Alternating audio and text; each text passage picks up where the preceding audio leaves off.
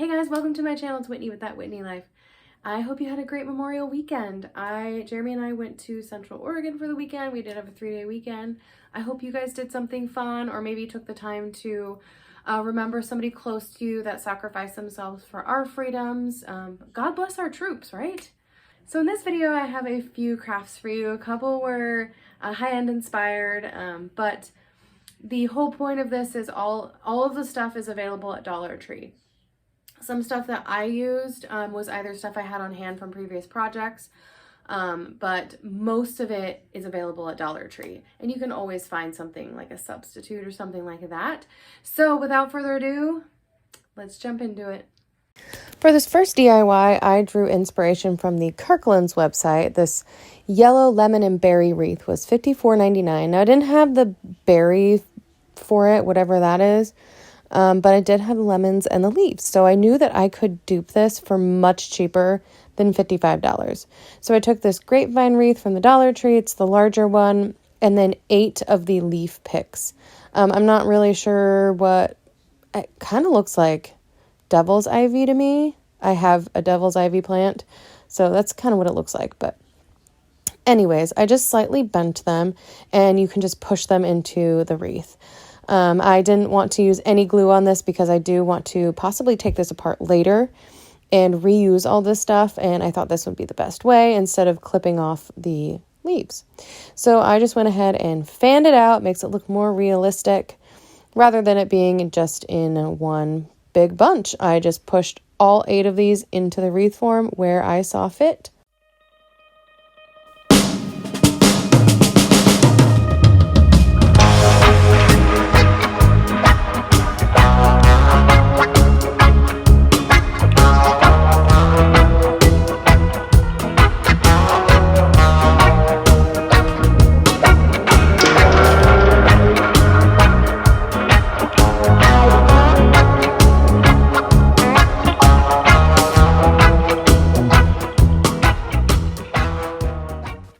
So now I'm going to take 2 different sizes of lemons, and these are just leftover picks that I clipped flowers off of, and I knew I could use these for something. I use them actually quite a bit. So I just clipped about 4 or 5 of them off. And the lemons I got from Amazon, I did kind of find out that Dollar Tree is a better deal. I just don't know the quality of them. These are pretty good quality lemons. So I just put a dab of glue and then stuck the pick right into the lemon. I did this with 2 different sizes. Originally, I was just going to do one size, but I did like the variety of size. So now that I have all of that done, I'm just going to put these into the wreath. These stuck up pretty nicely, but you can always bend them upward just so they kind of make themselves, I don't know what the word is. They're a little bit more prominent in the wreath. So here's the little ones. Again, I got these from Amazon, and I'm just going to do the exact same thing with these. And I'm going to place these in between the larger ones. These ones are you're definitely going to have to bend them upward a little bit, if you can see that I'm doing that, because they are going to get lost in the leaves. So just make sure you're bending them upward so they stick out a little better.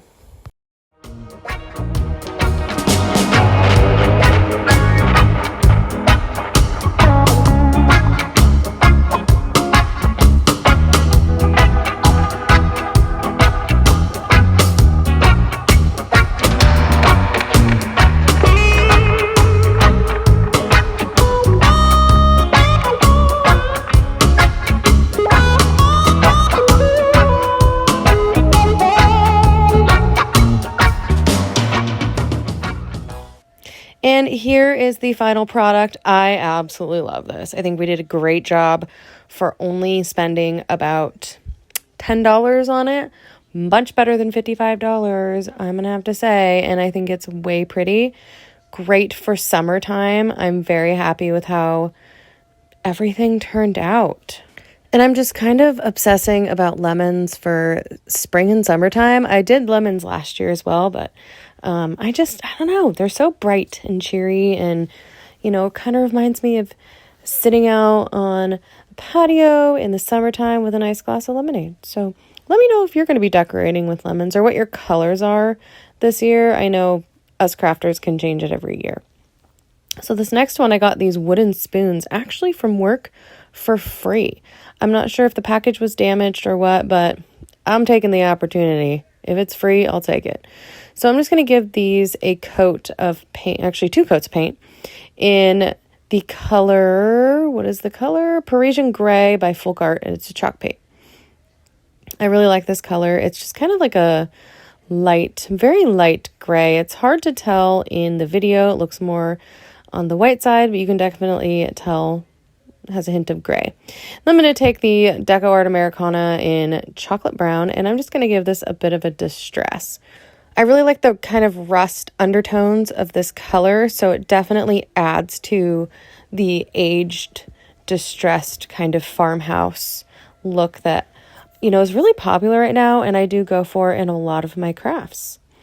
So now I'm going to glue them together, and I'm going to glue it, you know, off the small spoon off center.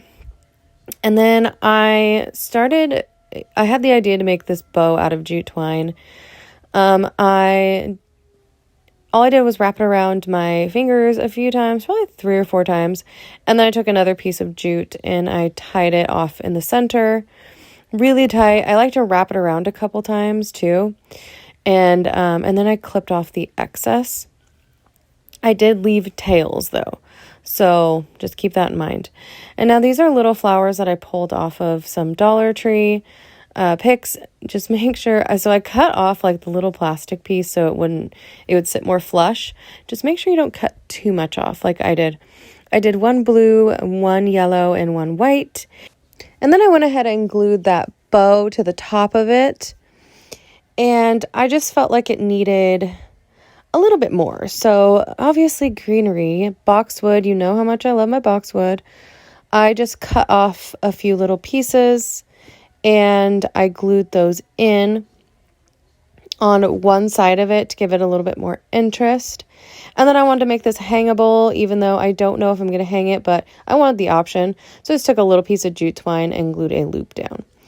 And I decided that bow looked out of place and I didn't like it. So I ripped it off. And I added more greenery. I added a piece up top so I could cover up where the paint was peeled off from me ripping the bow off. And then I just wanted to add a little bit more further down, just to make it, I guess, a little bit more dramatic. And I really liked how that looked. I think I added about 6 little pieces and that was it. Here it is. I think it's so fun for a kitchen. So cute. I'm not sure if I'm going to hang this up or not. I currently have it in my coffee bar on a tiered tray and it's just kind of too large. So I'm thinking I'm going to hang it still in my coffee bar, but I think it's just so pretty and so cute. And it was like pretty much free. I'm going to go ahead and say I spent $1 on it just for my supplies. So this last DIY, I drew inspiration from this CB2 tiered tray that costed $129. I loved the shape of it. I wish I could have got that marble, the marble pattern on it, but I just really love the shape of it. So I'm going to take a pie tin, a bowl, and then a rectangle serving tray. And then these are 2 pieces of bedposts that I had left over from a previous project. I made a coat rack, took a headboard, my goodness, and made it into a coat rack, and I had to cut those pieces off. So I kept those. I knew I could use them for something. Cut them down with my electric miter saw just so it would be flat on either end. If you don't have a miter saw, you can use a miter box. I'm using a combination of E6000 and hot glue to glue that into the center of the serving tray. And then I'm just going to use E6000 on the second part because it's really hard to get it even when you're looking from the top of it. So I like to be able to move it around and get it to where I need it to be. And then I tipped it back just a tiny bit and put a little bit of hot glue in there just so it'll set up. And then I'm going to do the second post with the same glue combination. And then I'm going to put the bowl on top. I will say the metal isn't the best material to use for a tiered tray, and I will talk a little bit more about that later. So I just want to pause here and show you guys what I'm working with. You saw me put this together. I took it outside to spray paint it, and it fell apart while I was spray painting it. And then I tried to put it back together.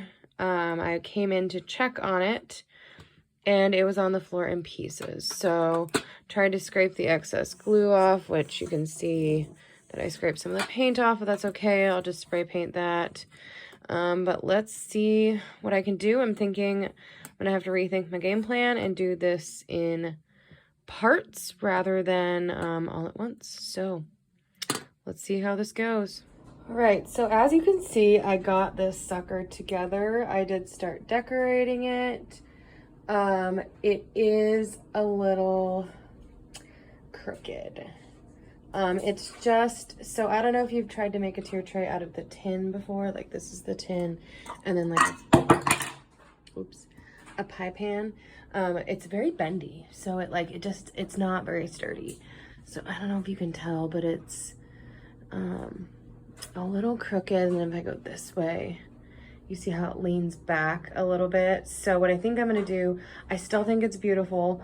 I really want to keep the bowl and this, and I think what I'm gonna do instead of this, eventually, I'm gonna keep it how it is, but like eventually I think I'm gonna do maybe a plate, and then I have another tray that is plastic that I think I'm gonna do for that. So we'll see how that works, but I am gonna keep it like this for a while because I think it's really pretty.